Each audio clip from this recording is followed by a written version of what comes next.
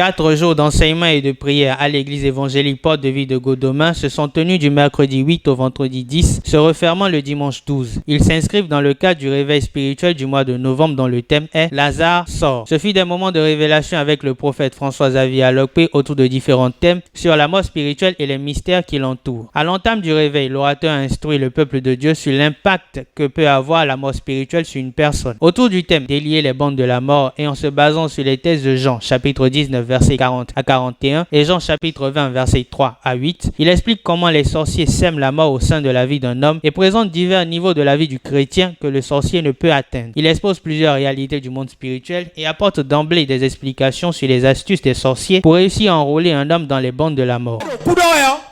De mort. Génération, notre génération, c'est quand on rentre dans le cercueil et qu'on t'enterre. Non. Les hommes sont vivants, mais ils sont des morts ambulants. Toi qui avais de l'argent, tes affaires sont détruites aujourd'hui. Ce n'est pas autre qui a été fait. Un linceul blanc. On a pris. On a appelé ton nom. On a parlé. Et on a couvert tes affaires. Et toutes tes affaires sont éteintes. Celui qui est mort il y a longtemps. On lui remet le linceul blanc. Et on parle dessus. Et on lui reprend ça. Et on couvre tes affaires avec. Le sorcier va s'asseoir, croiser les pieds. C'est-à-dire que tu ne pourras pas enlever ce linceul. Quand tu ne connais pas ce qu'on appelle les bandes de la mort, il a un tissu. Et il bande les yeux avec. Là où la chose est, tu iras prendre. Là où le travail est, tu iras pour prospérer. Et quand on bande tes yeux, tu ne verras jamais. Celui qu'on a bandé, on met la mort sur son visage. Alors que les yeux, c'est ça l'homme est. Et la vie, c'est les yeux. Si tu ne vois pas, tu ne peux rien faire. Tu ne peux aller nulle part. Tu ne peux pas réussir. La réussite commence au moment où la personne voit clair. Avant que les choses ne t'atteignent pas dans l'église, il y a 5 étapes. Première étape, il est impossible de te prendre. Il ne peut pas te prendre. Première étape. Et Dieu a donné cela à tout le monde. Le jour où tu lèves tes mains, c'est-à-dire quand tu es rentré dans l'église évangélique, tu rentres dans l'église évangélique, c'est impossible aux choses de te prendre. Deuxième étape, maintenant qu'il ne peut pas atteindre tes finances.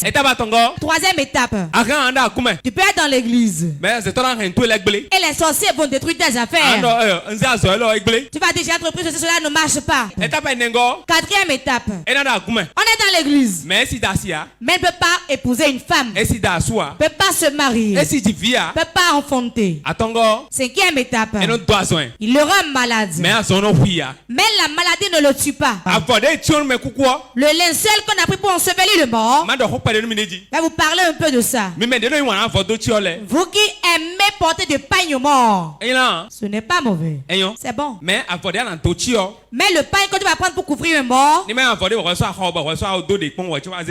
ce ne soit pas un pain que tu as déjà porté avant de lui donner. C'est issu. Ça peut faire que tu seras pauvre durant toute ta vie. Ensevelir un corps. Le pain qui lit sa tête et ses pieds. Le tissu blanc qu'on couvre le mort avec. Et on tue dessus. Quand le sorcier voit ce tissu, tu vas jeûner. Tu vas jeûner jusqu'à... Tu serait impossible de te toucher. Mais il va utiliser le mort pour éteindre tes affaires. Le thème du jour suivant, ton Lazare ne mourra pas, est revenu souligner la nécessité pour tout homme d'avoir Jésus dans sa vie comme ami. L'orateur affirme que parfois l'Éternel laisse certaines situations devenir désespérées afin d'en faire sortir un immense témoignage. La lecture de Jean chapitre 11 verset 11 venant marquer cet enseignement montre que celui qui est ami à Christ ne sera point dévoré par la mort. Écoute-moi très bien. Lazare a un ami. Il s'est choisi un bon ami. Quel est cet ami? Il a fait ami à Jésus. Quand il a fait ami à Jésus, sa pensée est qu'en étant avec Jésus, il ne serait pas malade. On l'a appelé. Ton ami est malade. Lazare est malade. Il est malade. Le premier jour, Jésus n'est pas venu. Le deuxième jour, il n'est pas venu. Le troisième jour, il n'est pas venu. Le quatrième jour, il n'est pas venu. Jusqu'à ce que son ami ne meure d'abord. Quand Dieu veut faire quelque chose, il laisse la souffrance s'accélérer. Il laisse la situation perdurer. Plus la situation est difficile, plus ça dure, plus le témoignage est fort. La vision de Dieu diffère de la vision de l'homme. Les voies de Dieu sont tortueuses. La grande chose à rechercher, soyez amis avec Jésus. Dieu aime deux choses dans la Bible. Première chose, ami. Deuxième chose, la paternité. Ces deux choses, Dieu ne bafoue pas ça. La paternité et l'amitié. A-t-il Jésus notre ami?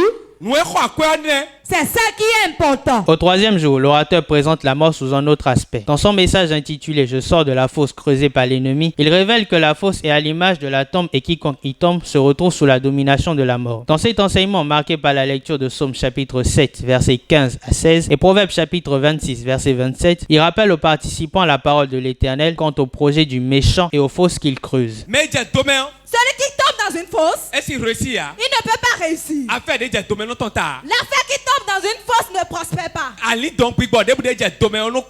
Toute âme qui tombe dans une fosse meurt. La fosse, ça a la signification du tombeau. C'est comme le tombeau. Ceux qui est vivant et qui tombe dans une fosse, la chose est morte. Tu vas crier, personne ne va t'entendre. Aujourd'hui, spirituellement, il y a plusieurs fosses qui sont creusées. Il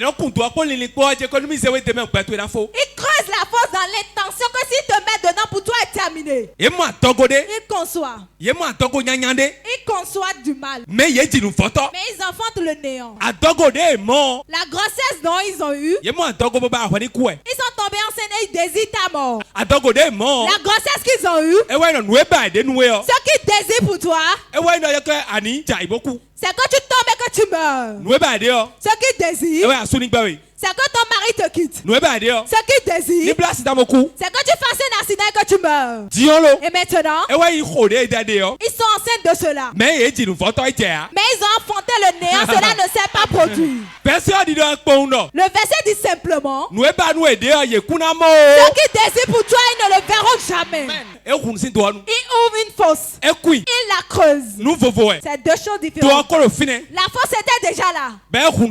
Et il l'a ouverte. Elle a creusé également. Dis à ton voisin, le méchant, il est tellement mauvais. Il avait déjà la fosse. Maintenant, il l'a ouvert. Maintenant, il a creusé à nouveau. Pourquoi? Si la fosse n'est pas bien creusée, si tu tombes dedans, tu vas ressortir. La personne va tellement creuser, c'est lui-même qui tombera dedans. Il va tomber dedans. Devant tes yeux. Et tu le verras.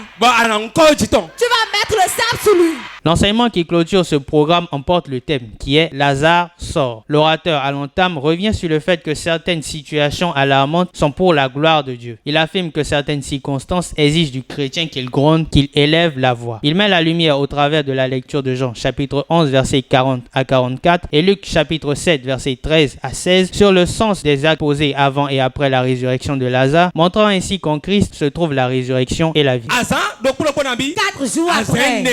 jours après. Il a attendu que le corps pourrisse d'abord avant de venir. Ce n'est pas que Dieu ne veut pas le faire. Dans certaines situations, il garde le calme pour que le témoignage soit grand. Lazare a fait caldo dans le tombeau. Il était déjà déchiqueté. Mais Jésus Mais Jésus a parlé. Et il est revenu à la vie. Certaines choses, on se fâche, on parle. Mais moi, Lazare, Lazare, virgule, sort. Point d'exclamation. Savez-vous pourquoi c'est ainsi? Quand il a dit Lazare, il a pris une pause. Ça doit quitter le règne spirituel et venir à la vie. Le nom que l'homme porte est très puissant. C'est ce que tu dis que tu es, que Dieu t'appelle. Jésus dit, roulez la pierre. Roulez la pierre. Pourquoi il a demandé à ce qu'on roule la pierre?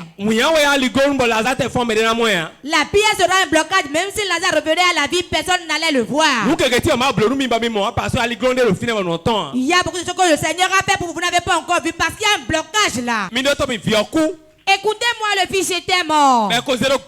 On l'a mis dans le cercueil. Mais ils ont rencontré quelqu'un qui donne la vie aux choses mortes. Celui qui a ressuscité Lazare.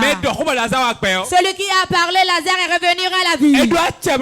Il a l'autorité de parler aux morts et il retrouve la vie. Ce qui est puissant dans ce monde, c'est la mort. Mais celui qui porte la vie le dépasse. C'est sur ces mots que se referme ce reportage. Bonne suite de programme.